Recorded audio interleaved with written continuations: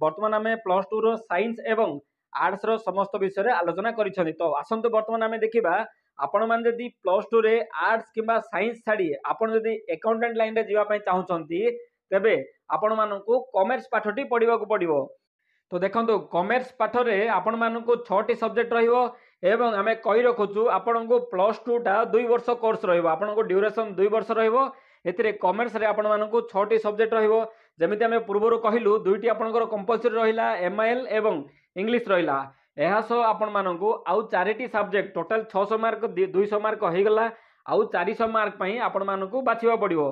जेमिति आउ 400 मार्क रु मध्य आपण मान देखि परथुबे 3टी सब्जेक्ट आपण मानकू कंपलसरी नवा पड़िबो कॉमर्स रे। आपण मानकू 3टी सब्जेक्ट पई कोनोसी ऑप्शन नाही। आपण मानकू ऑप्शनल भितरे जेमिति साइंस रे ऑप्शनल भितरे 2टी सब्जेक्ट कंपलसरी थिला आपण मानकू फिजिक्स एवं केमिस्ट्री। सेमिति आपण मानकू कॉमर्स रे जदि आपण माने कॉमर्स करिया पई चाहुछंती एथिरे ऑप्शनल रे आपण मानकू 3टी विषय कंपलसरी पाठ पढ़िया पड़िबो। जेमिति कि आपण मानकू अकाउंटेंसी पढ़िया पड़िबो, बिजनेस स्टडीज एंड मैनेजमेंट पढ़िया पड़िबो, बिजनेस मैथमेटिक्स स्टैटिस्टिक्स पढ़िया पड़िबो। एही 3टी सब्जेक्ट आपण मानकू कॉमर्स रे ऑप्शनल भितरे कंपलसरी रहिबो। तो वर्तमान हमर 5टा सब्जेक्ट हे गला। 5टा सब्जेक्ट रे 500 मार्क हे गला। तो बैलेंस केते रहिला? बैलेंस हमर रहिला 100 मार्क रहिला। तो 100 मार्क रे आपण माने वर्तमान पर्यंत जेमिति आमे पूर्वरु देखिले अन्य सब्जेक्ट रे कोन तार सिस्टम टिके अलगा थिला।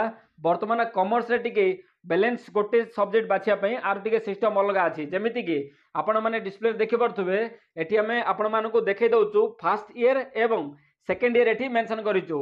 काहे कि मेंशन करिचु देखंतु कॉमर्स रे आपण मानकू फर्स्ट ईयर ऑप्शनल रे वर्तमान पर्यंत हमर 5टा सब्जेक्ट हे जाइछि। 6 नंबर सब्जेक्ट आपण माने फर्स्ट ईयर रे गोटे जदि सब्जेक्ट पढुचंती तार लिंक रे सेकंड ईयर रे अन्य गोटे सब्जेक्ट पढ़िबे। 2टा वर्ष गोटे सब्जेक्ट आपण मानकर रहिबो नाही। जेमिति कि आपण माने डिस्प्ले देखि परथुबे जदि आपण माने प्रथम वर्ष कमर्शियल बैंकिंग करूचंती द्वितीय वर्ष आपण माने इंश्योरेंस करिया पड़िबो।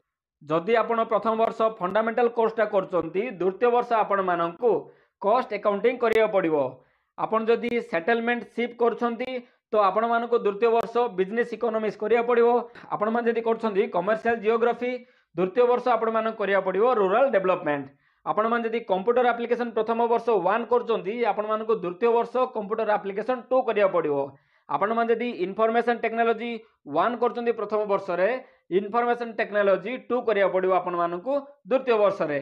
एही भली भाबे आपण माने वर्तमान बुझी पारिथिबे प्लस 2 जदि आपण माने करिया पई चाहुचंती प्लस 2 साइंस जदि करिया पई चाहुचंती आर्ट्स करिया पई चाहुचंती किबा कॉमर्स करिया पई चाहुचंती तो एही समस्त सब्जेक्ट आपण मानकू करिया को पड़िबो।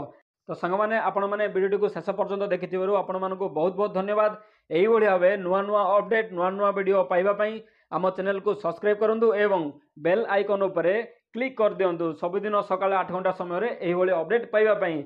एवं आमे कहि रखुछु आपण मानकू जदि आउ किछि कोर्स विषय डाउट अछि आपण जदि जानिबार अछि तो कमेंट रे निहाती लेखंतु। आमे आपण मानकू निहाती सेही कोर्स विषय रे आमे आपनकू बुझेई देबु। धन्यवाद, नमस्कार, जय जगन्नाथ।